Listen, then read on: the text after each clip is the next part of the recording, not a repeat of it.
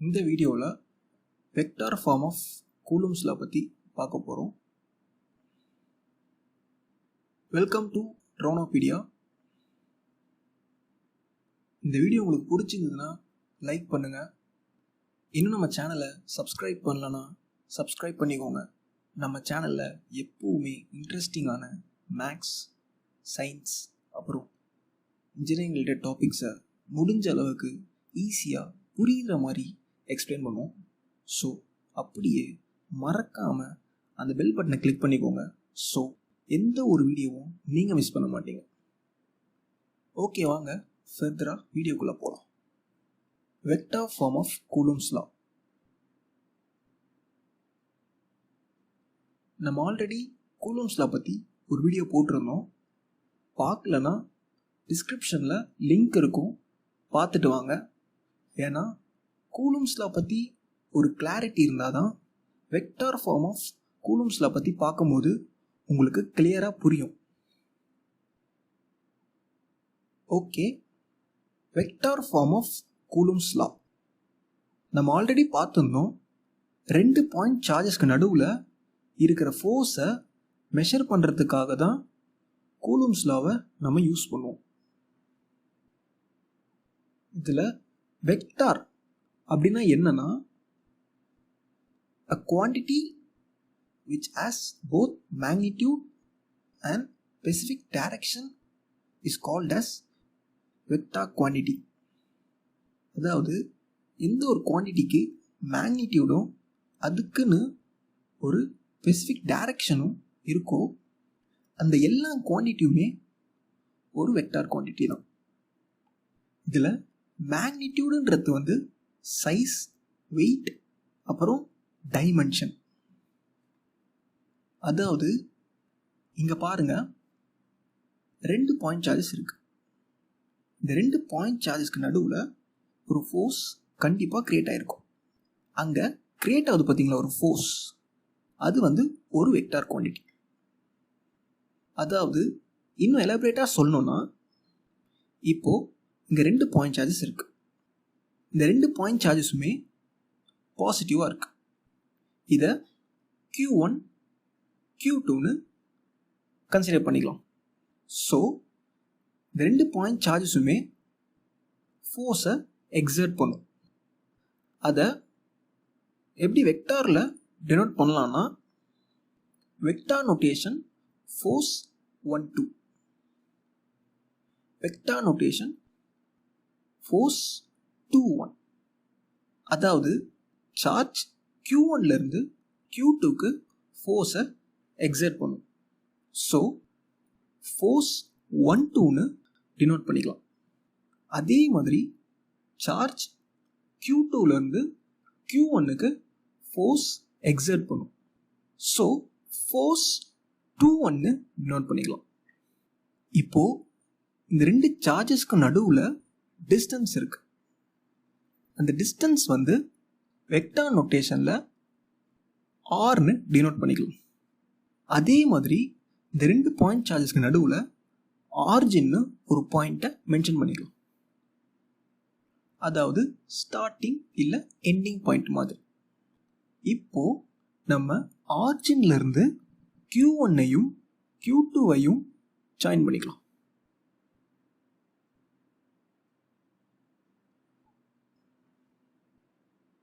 அதோட distance ஆரிஜின்லேருந்து Q1 join பண்ணுறதுனால vector notation R1.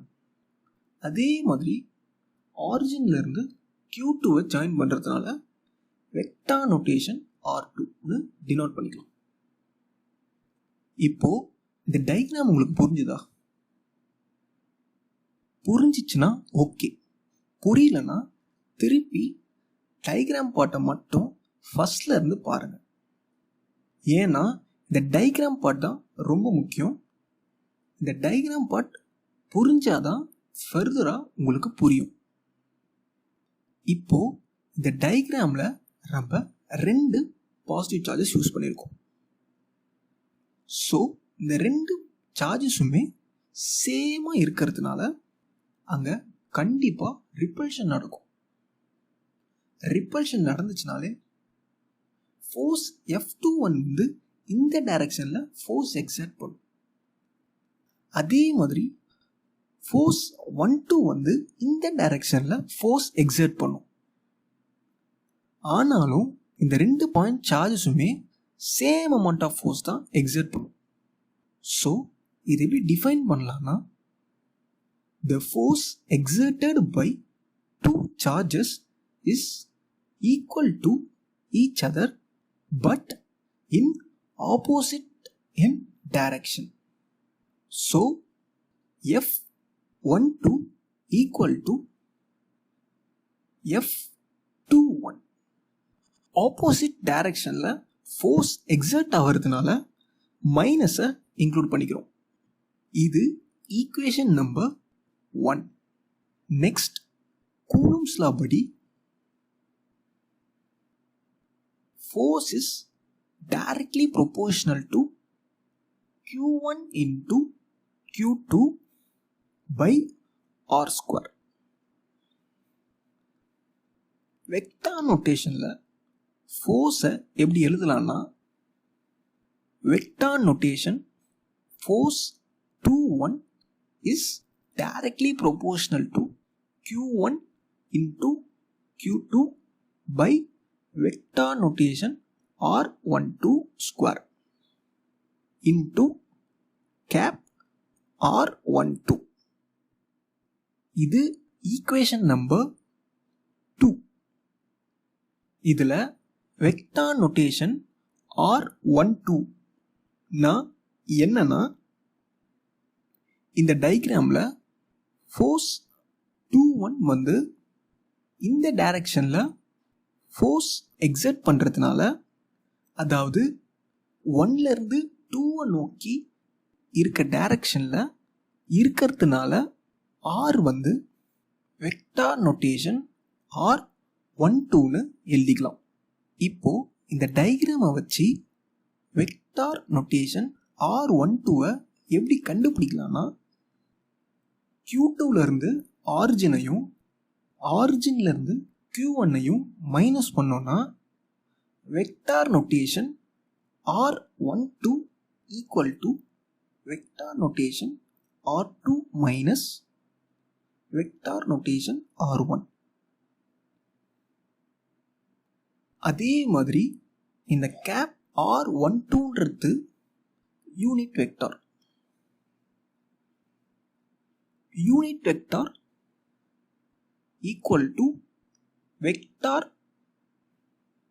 by magnitude of the vector. இதான் unit வெக்டாரை கண்டுபிடிக்கிற formula. So cap R12 equal to vector notation R12 by magnitude of vector notation R12. இப்போ vector notation R12ன்ற இடத்துல R12ஓட வேல்யூவை substitute பண்ணுறோம். Equal to vector notation R2 minus vector notation R1 by magnitude of vector notation R2 minus vector notation R1. So இப்போ நம்ம இது divide பண்ணோம்னா unit vector R12 equal to 1. இப்போ இந்த பாயிண்ட் ரொம்ப முக்கியம், ஞாபகம் வச்சுக்கோங்க. யூனிட் வெக்டார் எப்பவுமே ஈக்குவல் டு 1 தான் இருக்கும். இப்போ இந்த யூனிட் வெக்டாரை ஈக்குவேஷன் 2ல சப்ஸ்டியூட் பண்ணுறோம். Vector notation force 21 is directly proportional to Q1 into Q2 by vector notation R12 square into 1. இப்போ இதை மல்டிப்ளை பண்ணோன்னா vector notation force 21 is directly proportional to Q1 into Q2 by vector notation R12 square. இந்த இடத்துல ப்ரொபோர்ஷனாலிட்டியை remove பண்ணுறதுக்கு கேன்னு ஒரு கான்ஸ்டண்ட்டை introduce பண்ணுறோம். அந்த கேவோட value வந்து 1/4πε0. ஸோ கேன்ற இடத்துல கேவோட வேல்யூவை சப்ஸ்டியூட் பண்ணுறோம். Vector notation force 21 equal to 1/4πε0 into Q1 into Q2 by vector notation R12 square. இப்போ நம்ம force 21 கண்டுபிடிச்சிட்டோம். ஸோ இந்த force 21 வச்சு எப்படி force 12 கண்டுபிடிக்கலாம்னா force 21 ஈக்குவேஷன் 1ல சப்ஸ்டியூட் பண்ணுறோம். So vector notation force 12 equal to -1/4πε0 into Q1 into Q2 by vector notation R12 square.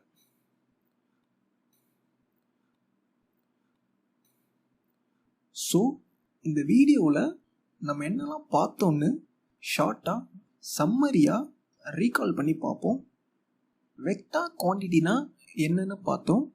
A quantity which has both magnitude and specific direction is called as vector quantity. அதுக்கப்புறமா vector form of Coulomb's லாவோட டயக்ராமை பார்த்தோம். Next, the force exerted by the 2 point charges வந்து equal to each other இருக்கும்னு but opposite டைரக்ஷன்லன்னு பார்த்தோம். அதாவது force 12 equal to minus force 21. அப்புறம் unit வெக்டார்னா என்னன்னு பார்த்தோம்.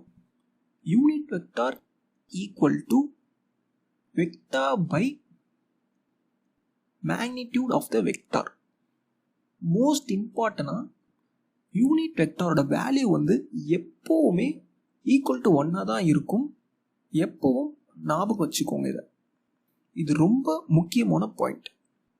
ஃபைனலாக vector notation force 12 equal to minus vector notation force 21 equal to minus 1/4πε0 into Q1 into Q2 by vector notation R12 square. So இதான் vector form of Coulomb's law. இந்த வீடியோவில் ஏதாவது டவுட்னாலோ இல்லை இந்த மாதிரி வேறு ஏதாவது கான்செப்ட் ரிலேட்டடாக வீடியோ வேணும்னாலும் கமெண்ட் பாக்ஸில் கமெண்ட் பண்ணுங்கள். தேங்க்ஸ் ஃபார் வாட்சிங்.